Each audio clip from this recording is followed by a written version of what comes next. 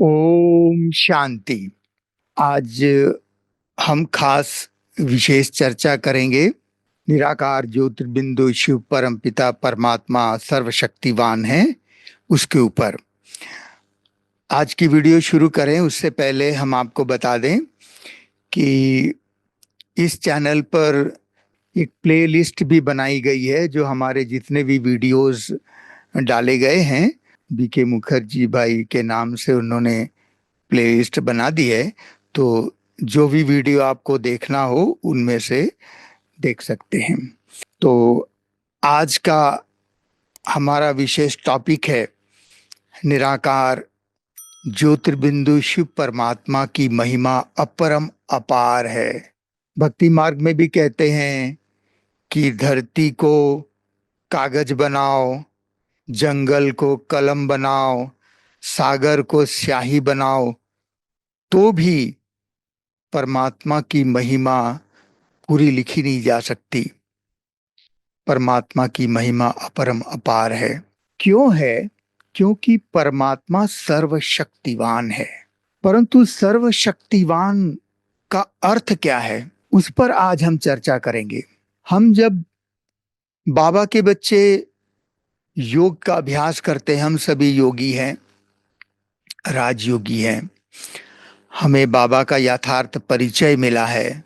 और जब उस यथार्थ परिचय पाकर के हम शिव बाबा को याद करते हैं तो हम सब जानते हैं कि हमारे राजयोग के चित्र में भी है कि राजयोग के अभ्यास से अष्ट शक्तियों की प्राप्ति होती है।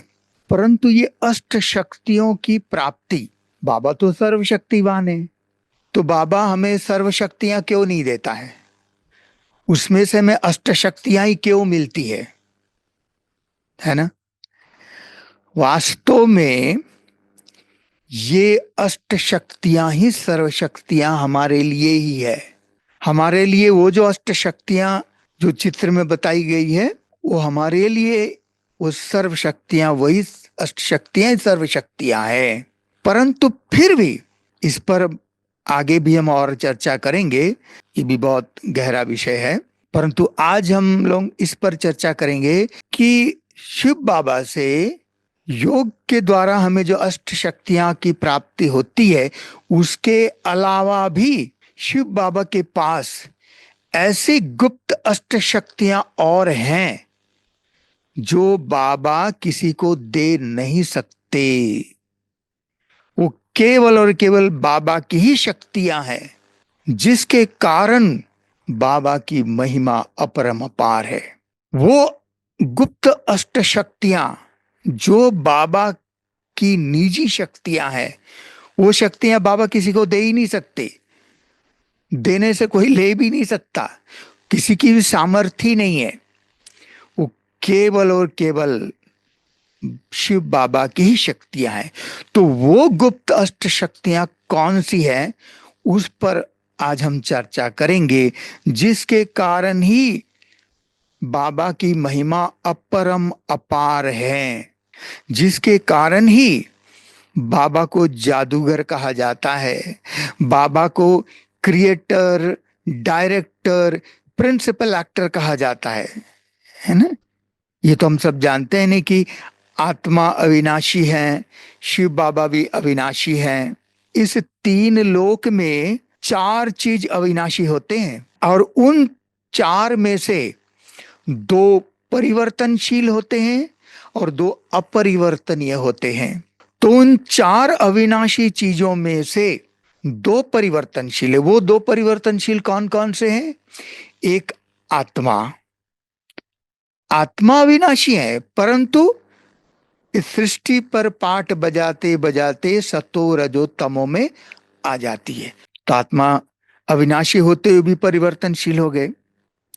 और दूसरा प्रकृति, प्रकृति अर्थात पांच तत्व, जिसको एक शब्द में प्रकृति कहा जाता है। तो ये पांच तत्व अपने आप में अविनाशी हैं।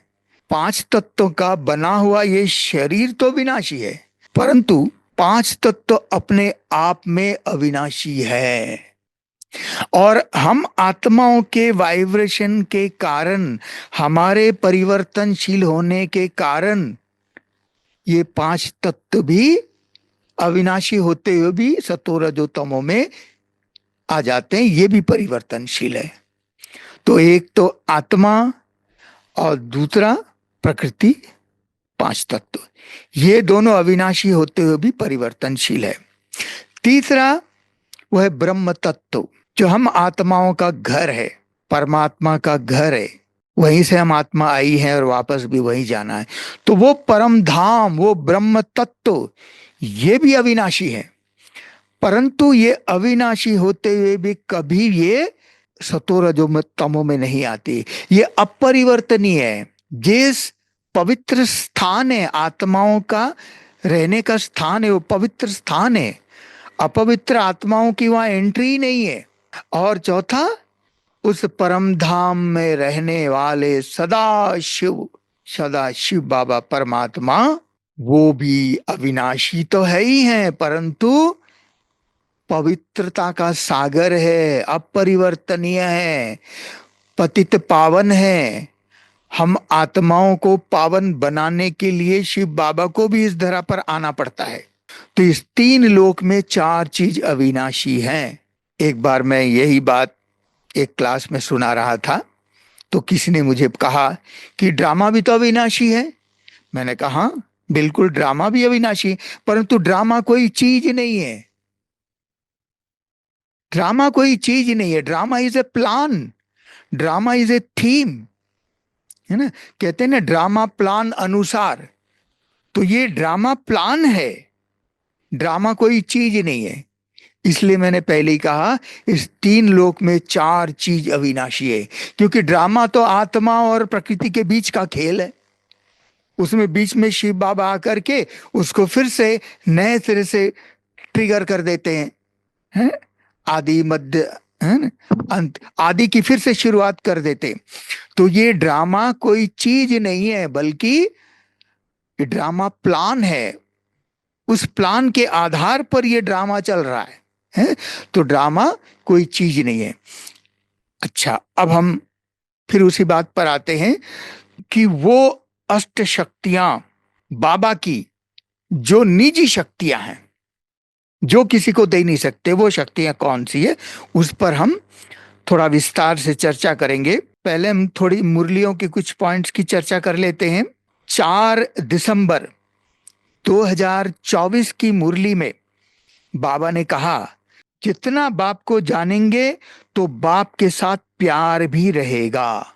बाबा के साथ प्यार उतना बढ़ेगा जितना जितना हम बाबा को जानते जाएंगे। फिर 10 अगस्त 2022 की मुरली में बाबा ने कहा, सभी आत्माएं परमधाम में रहती हैं, फिर भी परमात्मा को तो अलग रखेंगे ना। देखिए, बाबा कहते हैं आत्माएं भी परमधाम में रहती हैं, शिव बाबा भी परमधाम में रहते हैं, फिर भी परमात्मा को अलग कैटेगरी में रखना पड़ेगा।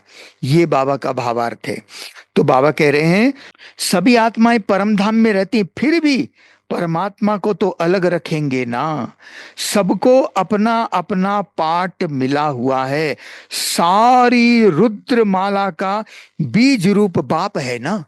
29 सितंबर 2022 की मुरली में बाबा ने कहा, मैं जो हूं, जैसा हूं, विरला कोई मुझे समझ सकते हैं। क्योंकि बाबा को जानना है ना, ऐसे मोटे मोटे जान लिया वो ज्योतिर्बिंदु है, वो नहीं, परंतु बाबा को अनुभव से भी जानना है। और बाबा जो बता रहे हैं मुरली में, उन द्वारा भी उसको गहराई से जानना है। तो ये बाबा ने कहा, ये 29 सितंबर 2022 की मुरली है। बाबा ने कहा, बाप कहते मैं जो हूं, जैसा हूं, विरला कोई मुझे समझ सकते हैं। अर्थात हम बाबा के बच्चों में भी कोई कोई थोड़े लोग उनको अच्छी तरह से समझ सकते हैं। फिर 20 अक्टूबर 2021 की मुरली में बाबा ने कहा, बाप कहते हैं मैं जो हूं, जैसा हूं, इस समय तक कोई ने मुझे जाना नहीं है, पिछाड़ी में तुम पूरी रीति जानेंगे। देखिए, बाबा ने कहा अभी तक इस समय तक कोई ने मुझे जाना नहीं है, कि बाबा ने जब मुरली चलाई, पर बाबा कहते पिछाड़ी में तुम पूरी रीति जानेंगे, अर्थात जरूर जानेंगे, है ना। अभी तक नंबरवार जाना है। बाबा ने कहा जाना तो है, परंतु अभी तक नंबरवार जाना है, परंतु बाबा ने कहा पिछाड़ी में तुम पूरी रीति जानेंगे। अब तो पिछाड़ी का समय आ गया है। आज की मुरली में भी बाबा ने कहा कि बाबा को जान जाएं तो आबू में आ जाए, भीड़ लग जाए, है ना, बाबा को देखने आ जाए। ये मुरली है 12 मार्च 2025 की मुरली। इसमें बाबा ने कहा ये बाप भी है, टीचर भी है, तो गुरु भी है। ये टीचर तो सारे वर्ल्ड का है, केवल हम बाबा के बच्चों बीकेएस का ही टीचर नहीं है। बाबा कहते ये तो सारे वर्ल्ड, ये टीचर तो सारे वर्ल्ड का है, परंतु सबको तो पढ़ना नहीं है, सभी तो पढ़ेंगे नहीं, सबको इंटरेस्ट भी नहीं आएगा, है ना। बाप को सभी जान जाएं तो बहुत भागे बाप दादा को देखने लिए, है ना। ग्रेट ग्रेट ग्रैंडफादर एडम में बाप आया है तो एकदम भाग आए, अंत में पता तो चलेगा ना, है ना। अब बाबा ये आगे कह रहे हैं बाप की प्रत्यक्षता तब होती है जब लड़ाई शुरू होती है, फिर कोई आ भी ना सकते हैं। तुम जानते हो यह अनेक धर्मों का विनाश भी होना है। बाबा कहते हैं ये ज्ञान तो, बाबा का परिचय तो सबको मिलेगा, परंतु हम बाबा के बच्चों ने भी, हम बीके भाई बहनों ने भी कितना बाबा को जाना है ना। और बाबा ने कहा पूरी रीति जरूर जानेंगे। अब ये पिछाड़ी का, अब देखिए लड़ाई शुरू होगी, शुरू तो हो ही गई है, चारों तरफ विनाश के नजारे दिख तो रहे हैं, है ना। गृह युद्ध की भी आसार दिख रहे हैं, है ना, न्यूक्लियर वार के भी आसार दिख रहे हैं। तो ये लड़ाई वास्तव में अब शुरू हुई की हुई और अंत का समय आ चुका है।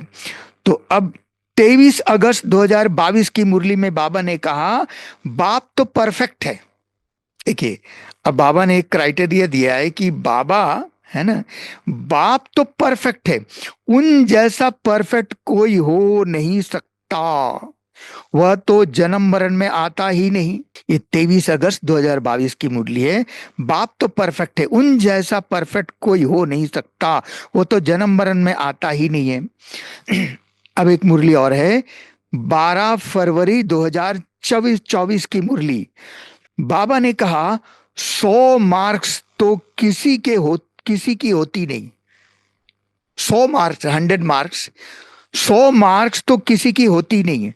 100 है ही एक बाप की, वह तो कोई बन न सके। थोड़ा थोड़ा फर्क पड़ जाता है, एक जैसे भी बन न सके, एक जैसे भी बन न सके, थोड़ा थोड़ा फर्क पड़ जाता है। तो आइए फिर हम अब जानते हैं कि बाबा, है ना, इतना परफेक्ट है, 100% मार्क्स वाला है ना। जो है जैसा है उसको जानना है, तो उसको हम कैसे हम जान पाएंगे? इन बाबा के गुप्त अष्ट शक्तियों को जान लेते हैं, जिसके द्वारा हम थोड़ा बाबा का और गुह्य परिचय हमें और पता चलेगा। बाबा की पहली शक्ति, गुप्त शक्ति, वो ये है, अनेक मुरलियों में हमने सुना है, पिछली कई वीडियोस में भी हमने इस पर चर्चा की है कि शिव बाबा जब संगम युग शुरू होता है तो सबसे पहला काम बाबा क्या करते हैं? बाबा सबसे पहला काम यह करते हैं कि पहले सूक्ष्मवतन की रचना करते हैं इस सृष्टि पर आने से पहले, क्योंकि सूक्ष्मवतन तो टेम्पररी है, वो हमेशा होता नहीं है। ये साकार मनुष्य लोक और परमधाम ब्रह्मलोक, ये दोनों तो सदा रहते हैं, परंतु इन दोनों के बीच में थोड़ी सी जगह में बाबा ने सूक्ष्मवतन की रचना की हुई है। तो शिव बाबा इस धरती पर सृष्टि पर अवतरित होने से पहले सबसे पहला काम ये करते हैं कि सूक्ष्मवतन की रचना करते हैं। और थोड़ी सी जगह में बाबा रचना करते हैं। बाबा चाहे तो चारों तरफ बना दे, परंतु नहीं, थोड़ी सी जगह है ना। और वो परम धाम वाला वास्तव में सूक्ष्म वतन जो है वो परम धाम का ही निचला हिस्सा है ना। साकार मनुष्य लोक के जस्ट ऊपर जो परम धाम है, उस परम धाम का निचला हिस्सा जो है ना, उसी को ही बाबा सूक्ष्म वतन में कन्वर्ट कर देते हैं, उसको क्रिएट करते हैं, है ना।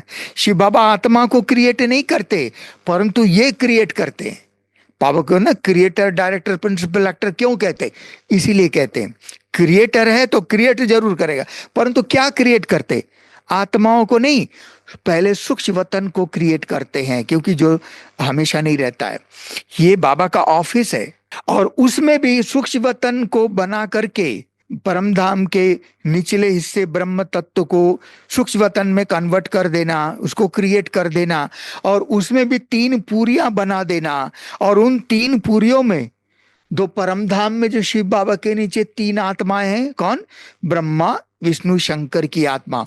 उन तीनों आत्माओं को बाबा साथ में लेके आते। ये बाबा ने मुरली में कहा हुआ है, जो मैंने पहले के वीडियोस में भी हमने बताए हुए हैं, है ना। उस पर मैं डिटेल नहीं जाता हूं, तो हम बता चुके हैं।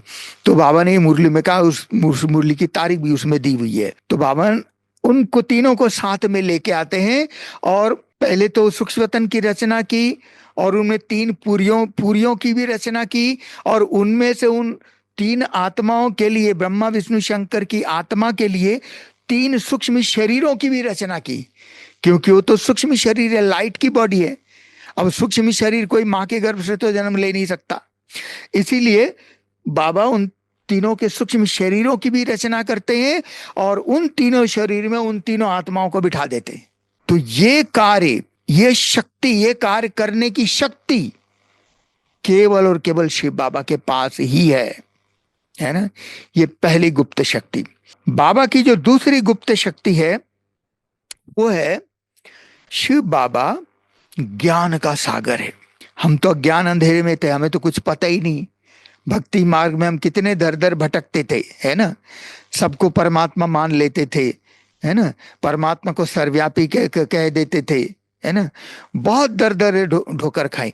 परंतु बाबा ने ये भी कहा है कि जिस आत्मा ने जितनी जास्ती भक्ति की है, जास्ती भक्ति माना जब भक्ति काल शुरू हुई, आदि से, हम बाबा के बच्चे जो सत्युग के आदि से 84 जन्म लेने वाली आत्मा हैं, जो पूरे 5000 साल के पाठ बजाने वाली आत्माएं हैं, वही आत्माएं ही तो, हम तो द्वापर युग के शुरू से ही, भक्ति तो हमारे से ही शुरू होती ना। ब्रह्मा बाबा राजा विक्रमादित्य के रूप में, है ना, शिवलिंग की स्थापना करते हैं सोमनाथ में, ये तो हम सब जानते हैं, है ना। और वहीं से भक्ति काल की शुरुआत होती है, इसलिए सोमनाथ की महिमा बहुत है ना। देखिए सोमनाथ में भी हमारा बहुत बड़ा सेंटर बना हुआ है ना। अभी एक नया बहुत बड़ा म्यूजियम बना है, वहां भी हमको जाने का सौभाग्य मिला, वहां भी सेवा करने का सौभाग्य मिला।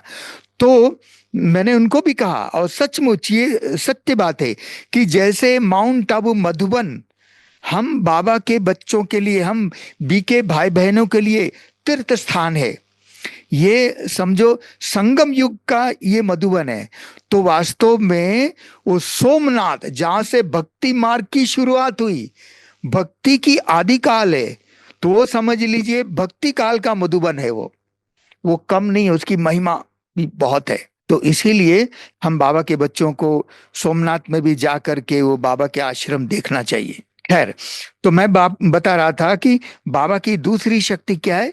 सोमनाथ क्यों? कि सोम रस माना ज्ञान अमृत बाबा ने पिलाया, इसलिए बाबा को, शिव बाबा की का नाम सोमनाथ भी है ना। तो बाबा ने कहा है कि जिसने जितनी जास्ती भक्ति की होगी, उसको उतने ज्ञान की गहराई में जाने का इंटरेस्ट होगा। उनकी उतनी बुद्धि का ताला बाबा अपने आप खोल देता है ना। तो ये ज्ञान की गुह्य रहस्य को समझाना, बताना, और बाबा के उन आदिकाल से भक्ति शुरू करने वाली आत्माओं की बुद्धि का ताला भी वैसे खोल देना, ये कार्य केवल और केवल, यह शक्ति केवल और केवल बाबा के पास है। अब बाबा की तीसरी गुप्त शक्ति, जैसे बाबा कहते हैं ना कि हे अर्जुन, गीता में भी क्या ना, हे अर्जुन मेरे द्वारा ही मुझको जान। जब तक शिव बाबा आ करके अपना परिचय और हमारा परिचय न दे, हम तो जान ही नहीं सकते थे। तो ये बाबा की दूसरी गुप्त शक्ति ज्ञान का सागर है ना। तीसरी गुप्त शक्ति बाबा के पास वो है, शिव बाबा पतित पावन है, पवित्रता का सागर है। इस पुरानी कलयुगी दुनिया में अवतरित होकर के हम आत्माओं, पतित आत्माओं को भी अपनी शक्ति से पावन बना देते, अपने संग के रंग से पावन बना देते। अभी होली भी है ना। होली, होली के 3 अर्थ बाबा बताते हैं ना, पवित्र, पावन। तो बाबा हम होली हंसों को संपूर्ण पवित्र बना देते हैं। बाबा के संग का रंग, जब जितना बाबा को याद करेंगे, जितना निरंतर बाबा को याद करेंगे, यही बाबा का, ये बाबा की याद ही बाबा का संग है। रोज क्लास में मुरली सुनना, ये भी बाबा का संग है। ब्राह्मण परिवार से संग रखना, ये भी सत्संग है ना। तो ये जो हम बाबा की महिमा का, गुणगान की चिंतन करते हैं, ये भी सत्संग है ना। तो बाबा के संग से हम भी, हमारा बाबा के वो रंग चढ़ जाता है। अर्थात बाबा पवित्र है, संपूर्ण पवित्रता का सागर है, तो बाबा हमें भी पवित्र, संपूर्ण पवित्र बना देते हैं। न केवल आत्माओं को, बल्कि बाबा प्रकृति के 5 तत्वों को भी पावन बना देते हैं, और इस पुरानी कलयुगी दुनिया को भी परिवर्तित करके सतयुगी दुनिया में परिवर्तित कर देते हैं। तो ये परिवर्तन का कार्य किसी भी आत्मा के लिए संभव नहीं है, ये केवल और केवल शिव बाबा की ही शक्ति है। तो ये तीसरी गुप्त शक्ति है कि बाबा कैसे अपनी शक्ति से, अपने संग से, अपने प्रभाव से पूरी दुनिया को पवित्र बना देते हैं, आत्माओं को, तत्वों को, इस दुनिया को भी। कलयुग को सतयुग में बदल देना कितना बड़ा कार्य है। ये असंभव कार्य को भी संभव कर देने वाला एक हमारा सर्वशक्तिवान शिव बाबा ही है। ये कोई मनुष्य नहीं कर सकता है। हाँ, बाबा हम बच्चों का साथ जरूर लेता है, परंतु करता तो वही है, करन करावनहार तो वही है ना। हम बाबा के बच्चों को निमित्त, इंस्ट्रूमेंट बना देता है, परंतु करने वाला वही है ना। बाबा की चौथी गुप्त शक्ति वो है, बहुत इंपॉर्टेंट, योग बल द्वारा देवी देवताओं को जन्म देने के निमित्त एडवांस पार्टी की आत्माओं के शरीरों को उनकी माता के गर्भ में ही शिव बाबा अपनी शक्ति से पवित्र बना देते हैं। ये कार्य केवल शिव बाबा कर सकते हैं। क्योंकि एडवांस पार्टी की आत्माओं का जन्म तो विकारी विधि से ही होगा, परंतु चूंकि उन एडवांस पार्टी की आत्माओं जिन्होंने अपने पहले संगम युगी बीके के लाइफ में इतनी तपस्या करके जो पवित्र बनी है, आत्मा पवित्र बनी है, तो उन पवित्र आत्मा के लिए पवित्र शरीर चाहिए। तो भले विकारी विधि से उनके माँ के गर्भ में उनके शरीर तैयार होगा, परंतु उन एडवांस पार्टी की आत्मा उस शरीर में प्रवेश करने से पहले बाबा अपनी शक्ति से गर्भ में ही उस शरीर को बाबा पवित्र बना देते हैं, और उन शरीरों में आवश्यक रचनात्मक परिवर्तन कर देते हैं। ये केवल और केवल बाबा कर सकते हैं।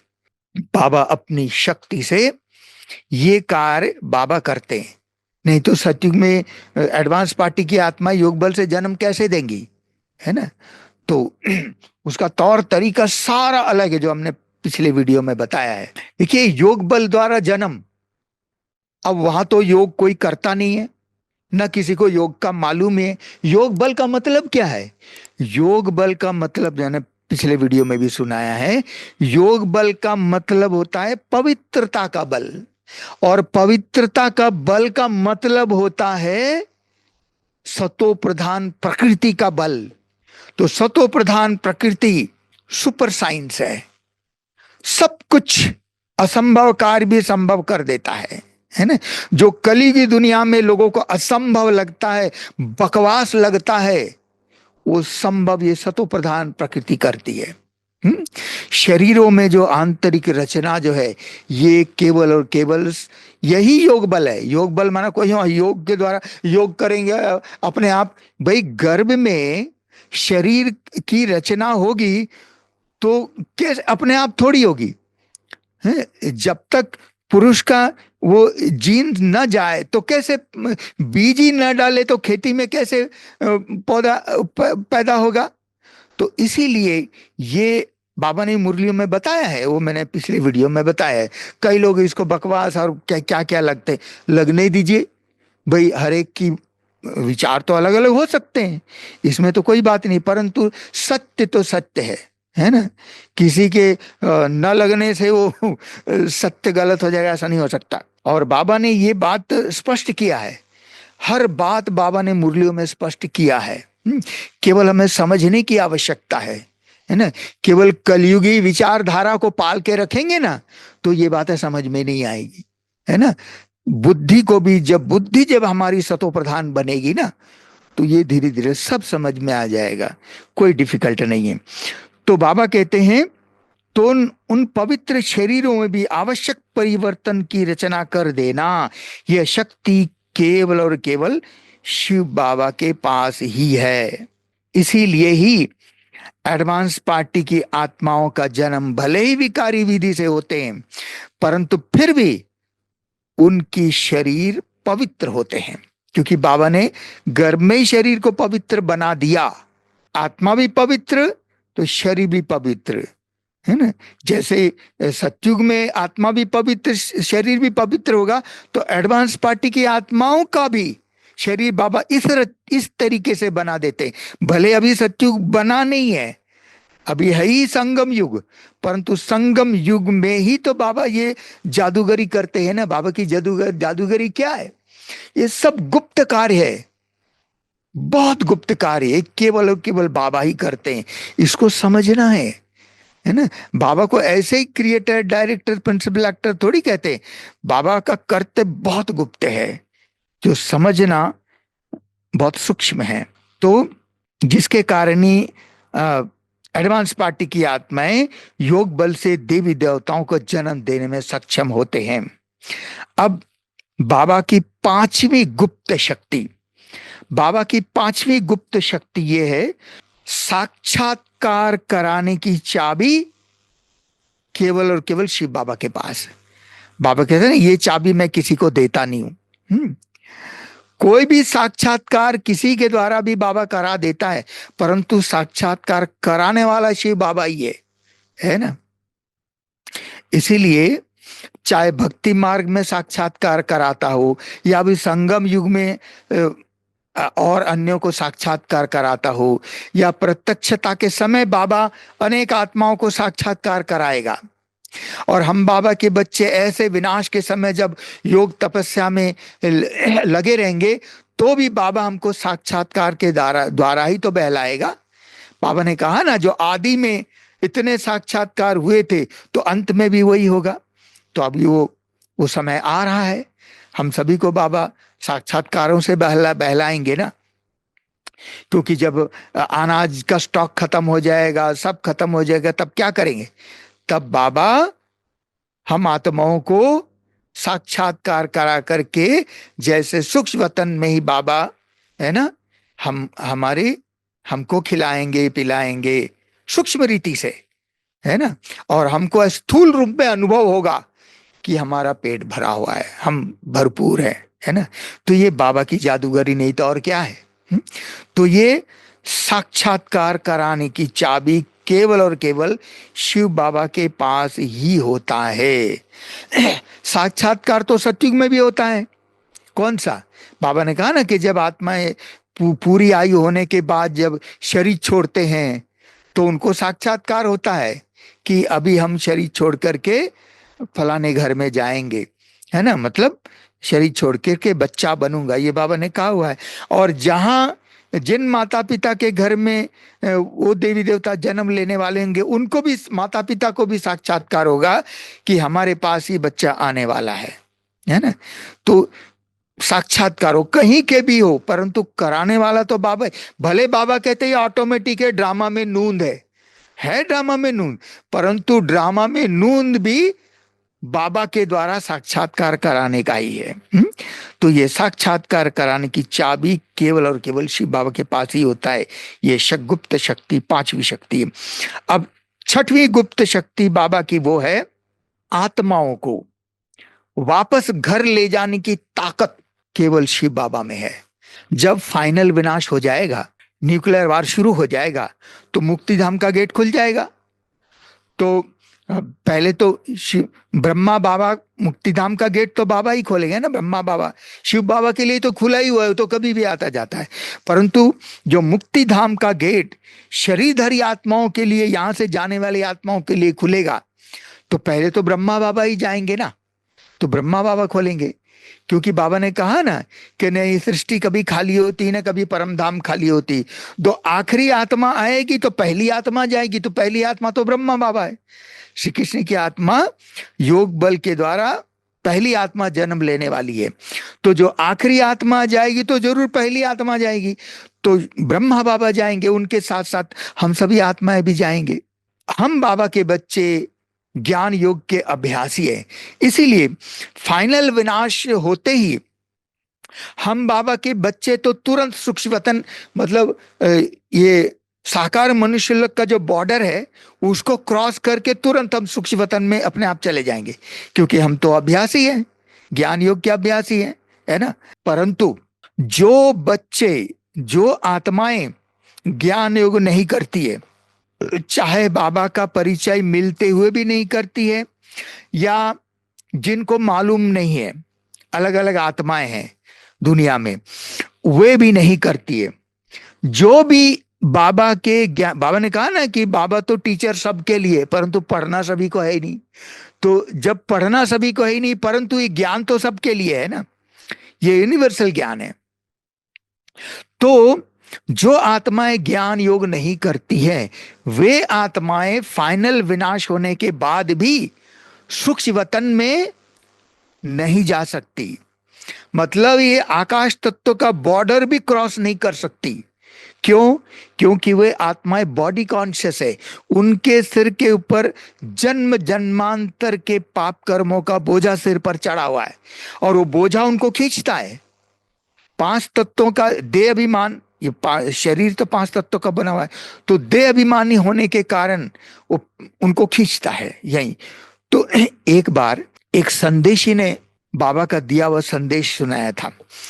एक संदेशी ने सुनाया था, बहुत पहले की बात है, कि उनको बाबा ने एक दृश्य दिखाया। दृश्य क्या दिखाया? कि आत्माएं आकाश में भटक रही है ना। उनको बाबा ने दिखाया कि वो संदेशी भोग लेकर के वो सूक्ष्म वतन जा रही है, परंतु रास्ते में वो देख रही है कि आत्माएं, बहुत सारी आत्माएं भटक रही है और ऊपर ऊपर जाने का प्रयास कर रही है। तो परंतु जो आकाश तत्व का जो बॉर्डर है ना, उसमें टकरा करके वापस आती है, टकरा करके वापस आ जाती है। उस सूक्ष्म, ये स्थूल वतन का बॉर्डर को क्रॉस करके सूक्ष्म वतन जा ही नहीं सकती। तो ऐसे समय पर, ऐसे विनाश, फाइनल विनाश के समय पर बाबा को तो ये सृष्टि खाली करनी है। तो शिव बाबा अपनी शक्ति से उन सभी आत्माओं को अपनी शक्ति से खींच करके स्थूल वतन का बॉर्डर क्रॉस करा करके सूक्ष्म वतन में उन आत्माओं को धर्मराज के सामने छोड़ देते। तो ये कार्य केवल और केवल शिव बाबा ही कर सकते। ये ताकत केवल और केवल शिव बाबा के पास है। कोई भी आत्मा के पास ये ताकत नहीं है। ये वापस ले जाने की ताकत केवल शिव बाबा के पास ही, इसलिए उनको मुक्ति, जीवन मुक्ति का दाता कहा जाता है। शिव की बारात गाई हुई है ना, कितने लूले लंगड़े पिशाच, आज भी बाबा ने कहा ना कि शिव की बारात है ना, तो सभी को लेके बाबा जाएगा।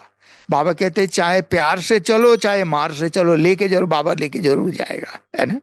एक मुरली है 7 नवंबर 2022 की मुरली है, परंतु उस मुरली में नहीं है। मुरली पूरी होने के बाद बाबा की एक रात्रि क्लास है, और उस रात्रि क्लास की तारीख है 22 मार्च 1968।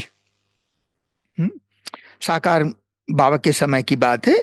22 मार्च 1968 की रात्रि क्लास में बाबा ने कहा, क्राइस्ट में ये ताकत नहीं जो किसको वापस ले जाए, वापस ले जाने की ताकत एक बाप में ही है। भगवान वाच, है ना। ये शक्ति, ये बाबा की ये 6वीं शक्ति है ना। अब बाबा की 7वीं गुप्त शक्ति, बाबा की 7वीं गुप्त शक्ति ये है, देखिए, अज्ञानता के कारण अनेक आत्माएं बाबा के ऊपर, देवी देवताओं के ऊपर कितने कलंक लगाते हैं, है ना, है ना। अभी हमारी संस्थाओं के ऊपर भी कितने कलंक लगा देते, ये है वो है ना। परंतु फिर भी शिव बाबा रहम दिल है, सबको रहम करके सबको क्षमा कर देते हैं। बाबा कहते हैं कि मैं अपकारियों पर भी उपकार करता हूं। तो ऐसे आत्माओं को भी, ऐसे आत्माओं की बाबा के ऊपर कितना भी मिथ्या आरोप लगाते हैं, है ना, उनकी ग्लानि करते हैं, फिर भी उन सभी आत्माओं के प्रति कल्याण की भावना रखना और मुक्ति, जीवन मुक्ति देकर उनका कल्याण करना, यह शक्ति केवल और केवल बाबा के पास ही है ना। बाबा कहते हैं ना कि निंदा हमारी जो करे मित्र हमारा सो, है ना। तो अपकारी पर भी उपकार करना ये बाबा ही कर सकते हैं ना, ऐसे क्षमा प्रदान करके उनका भी कल्याण करना, है ना। अब बाबा की एक बहुत महत्वपूर्ण शक्ति, 8वीं शक्ति है ना, बाबा की जो अष्टगुप्त शक्तियां, ये अष्ट शक्तियां, बाबा कहते मैं तत्वों को भी अधीन करके परकाय प्रवेश करता हूं। शिव बाबा माता के गर्भ से जन्म नहीं लेते, वो जन्म मरण के चक्कर में आते ही नहीं है, पहले भी मुरली में सुना है ना। तो बाबा कहते मैं बूढ़े तन में प्रवेश करता हूं, ब्रह्मा बाबा के तन में परकाय प्रवेश करके ज्ञान दे के बाबा चला जाता है। जब ज्ञान देना होगा बाबा प्रवेश करता है, कार्य पूरा हुआ बाबा चला जाता है ना। फिर बाबा कहते हैं ना कि मैं कहीं सर्विस हो रही है, सामने वाला बहुत इंटेलिजेंट है और समझाने वाला कोई बीके भाई बहन उतनी नहीं है ना, उतनी शार्प बुद्धि वाली नहीं है, परंतु बाबा कहते हैं मैं उनमें प्रवेश करके सर्विस करके फिर चला जाता हूं। गुप्त सर्विस पता ही नहीं चलता है। तो बाबा तत्वों को भी अधीन करने की ताकत बाबा में है, तत्वों को भी, न केवल 5 तत्वों को, बल्कि जो ब्रह्म तत्व जो है ना, परम धाम में जहां बाबा रहते हैं, ब्रह्म तत्व को भी बाबा अधीन करके रखते हैं, है ना। ये बहुत वंडरफुल बात है। मैं इस पर थोड़ा आपको सुनाता हूं कि देखिए, आत्माएं जब परम धाम में रहती हैं तो आत्मा वहां विश्राम करती है। आत्मा वहां पर इनएक्टिव मोड में है, स्लीपिंग मोड में विश्राम कर रही, आत्मा सोई हुई है, अर्थात आत्मा ब्रह्म तत्व के अधीन हो गई। आत्माएं, हम सभी आत्माएं जब परम धाम में जाएंगी विनाश के बाद, तो वह हम अपनी जगह पर वहां बैठ जाएंगे और सो जाएंगे, अर्थात हम ब्रह्म तत्व की ये ताकत है, वो सुला देता है और सारी मेमोरी डिलीट कर देता है। तो ये ब्रह्म तत्व की ताकत है। तो आत्माएं ब्रह्म तत्व के अधीन हो गई, उसकी मेमोरी सारी डिलीट हो जाती है, वहां पर न सुख की अनुभूति न दुख की अनुभूति, क्योंकि आत्माएं आत्माओं के अंदर वहां भी मन बुद्धि संस्कार तो है, परंतु परम धाम में आत्मा इनएक्टिव मोड में है। आत्मा के मन बुद्धि संस्कार एक्टिव मोड में नहीं, काम ही नहीं कर रही। इसलिए ना वहां संकल्प चलता है, ना सुख की फीलिंग, ना दुख की फीलिंग। सुख दुख से नहीं आ रहे। आत्मा को यह भी पता नहीं कि मैं कहाँ हूं, है ना। जैसे कि आत्मा डेड है ना। अब देखिए, परंतु ब्रह्म तत्व में रहते हुए भी केवल और केवल शिव बाबा ही है जो परम धाम में रहते हुए भी सदा एक्टिव मोड में है। बाबा ब्रह्म तत्व को भी अधीन करने की बाबा के पास ताकत है। बाबा ब्रह्म तत्व को भी अधीन करके रखते हैं। ये ताकत केवल और केवल शिव बाबा में ही है। किसी भी आत्मा में ये ताकत नहीं है कि ब्रह्म तत्व में भी एक्टिव रहे, है ना। ये बाबा ने कई मुरलियों में बताया है, मैं आपको बताता हूं। वो मुरलियां भी सुनाता हूं। तो ये इसीलिए बाबा को कहते हैं सदाशिव। वो सदा जागती ज्योत है, सदा एक्टिव मोड में है ना।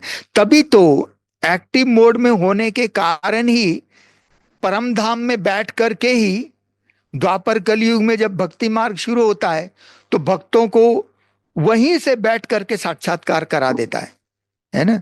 हम आत्माओं जैसे वहां शिव बाबा सोती ज्योत नहीं है, जागती ज्योत है। परम धाम में सभी आत्माएं सोती ज्योत है, परंतु एक शिव बाबा ही जागती ज्योत है। वहां पर एक्टिव मोड में होने के कारण बाबा की जो लाइट माइट है ना, सदा रेडिएट होती है, फैलती रहती है। परम धाम में आत्माएं, आत्मा की ज्योति केवल चमकती है, परंतु आत्माओं की लाइट फैलती नहीं है। क्यों? क्योंकि इनएक्टिव मोड में है। परंतु शिव बाबा सदा एक्टिव मोड में, सदा जागती ज्योति है। इसीलिए बाबा की लाइट माइट सदा फैलती रहती है। बाकी आत्माओं की लाइट माइट नहीं फैलती, केवल बाबा की। इसीलिए जैसे बाबा कभी कभी कहते हैं ना कि सतयुग में हम आत्माएं प्रारब्ध भोगती है, तो शिव बाबा जैसे कि रिटायर्ड लाइफ में निर्वाण धाम में चले जाते हैं। तो अब यहां भी कोई रिटायर होता है तो कोई खाना पीना थोड़ी छोड़ देता है ना। अपना रूटीन काम तो करता है ना, भले नौकरी से उससे रिटायर हो गया। इसी प्रकार से शिव बाबा ने जो इतना बड़ा कार्य कर दिया, सतयुग की रचना कर दी, हम आत्माओं को नंबर और वहां भेज भी दिया, मतलब हम आत्माएं प्रारब्ध भोगने आ गए। परंतु शिव बाबा परम धाम में सतयुग कार्य पूरा होने के बाद बाबा वहां सो नहीं जाता है। बाबा सदा एक्टिव मोड में है ना। आगे मुरलियों में भी बाबा ने कहा फॉर एवर। तो सतयुग त्रेतायुग में बाबा परम धाम में, भले बाबा का कोई पार्ट नहीं है, परंतु परम धाम में रहते हुए बाबा लाइट माइट रेडिएट कर ही रहा है।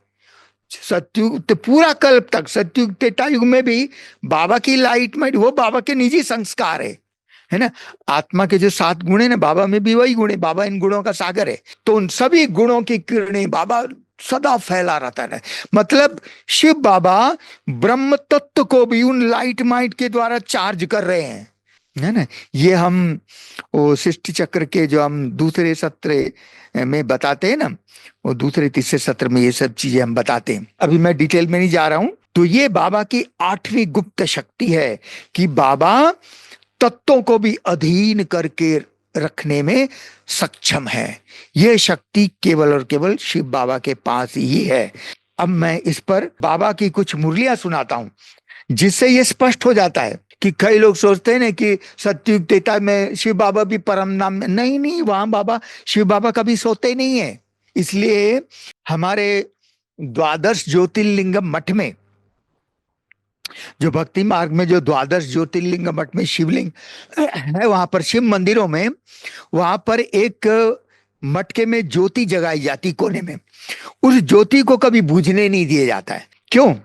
यही जागती ज्योत है, उनका यादगार है, उनकी यादगारी है। ये मुरली है 30 जनवरी 2025 की मुरली, इसी साल 30 जनवरी 2025 की मुरली में बाबा ने कहा, शिव बाबा तो है ही जागती ज्योत।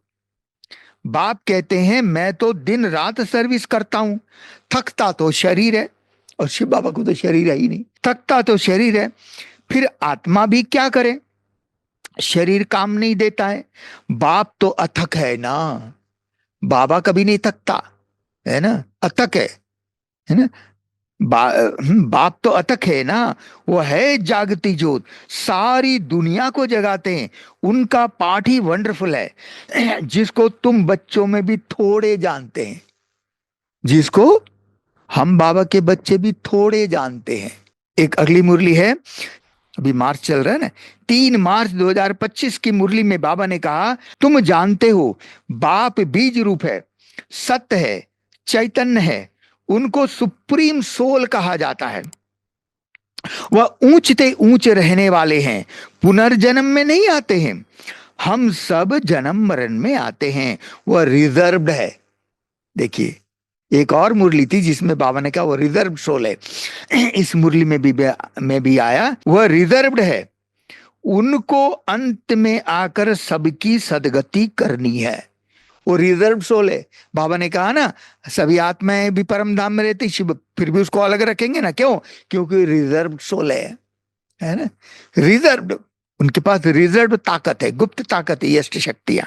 अगली मुरली है 15 अगस्त 2023 की मुरली में बाबा ने कहा, सतयुग त्रेता युग में तुम जब सुख भोगते हो उस समय बाप का कोई पाठ नहीं।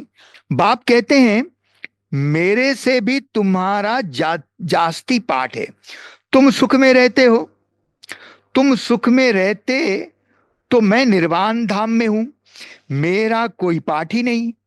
तुमने ऑल राउंड पाठ बजाया तो थके भी तुम होंगे, इसीलिए लिखा हुआ है चरण दबाए हैं। अब 13 मई 2023 की मुरली में बाबा ने कहा, परम पिता परमात्मा के गुण गाए जाते हैं। मनुष्य सृष्टि का बीज रूप है, सत्य है, चैतन्य है, आनंद का सागर है, ज्ञान का सागर है, पवित्रता का सागर है, फॉर एवर है। फॉर एवर है, फॉर एवर माना परम धाम में भी।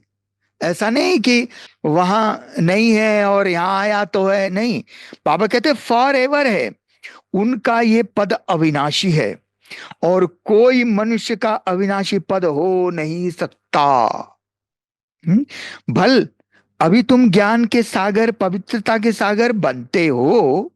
बाप कहते हैं मैं अनलिमिटेड हूं, बाप कहते हैं मैं अनलिमिटेड हूं, तुमको अनलिमिटेड बना नहीं सकता, नहीं तो खेल कैसे चले। तुम फॉर एवर बनो, ये कायदा नहीं है। तुम फॉर एवर बनो, ये कायदा नहीं है। मैं हूं ही एवर प्योर, रहता ही हूं परम धाम में, मेरे पास ज्ञान पवित्रता आदि है ही है। अर्थात परम धाम में भी शिव बाबा के पास ज्ञान खत्म नहीं होता है। हम परम धाम में चले जाते हैं तो सारा भूल जाते, सब मेमोरी डिलीट हो जाता है, परंतु शिव बाबा के पास वो ज्ञान डिलीट नहीं होता है। बाबा कहते हैं फॉर एवर मेरे पास ज्ञान पवित्रता आदि है ही है, परम धाम में भी है, पूरे कल्प में जब तक बाबा है तभी तो बाबा हमको सुनाते हैं ना। अब 4 मई 2023 की मुरली में बाबा ने कहा, वंडर है, परमात्मा में भी कितना भारी पाठ है। खुद बैठ समझाते हैं, ब्रह्मांड में ऊपर बैठ मैं कितना काम करता हूं, नीचे तो कल्प में एक ही बार आता हूं। देखिए, परम धाम में बाबा कह रहे हैं मैं परम धाम में बैठ के कितना काम करता हूं, तो वहां एक्टिव होगा सदा तभी तो काम करेगा, है ना। और एक्टिव होगा तभी तो सतयुग त्रेतायुग में भले यहाँ पाठ चल रहा है फिर भी वहां लाइट माइट फैला रहा है। इसलिए परमात्मा सदा परम धाम में एक्टिव मोड में है, चैतन्य है ना।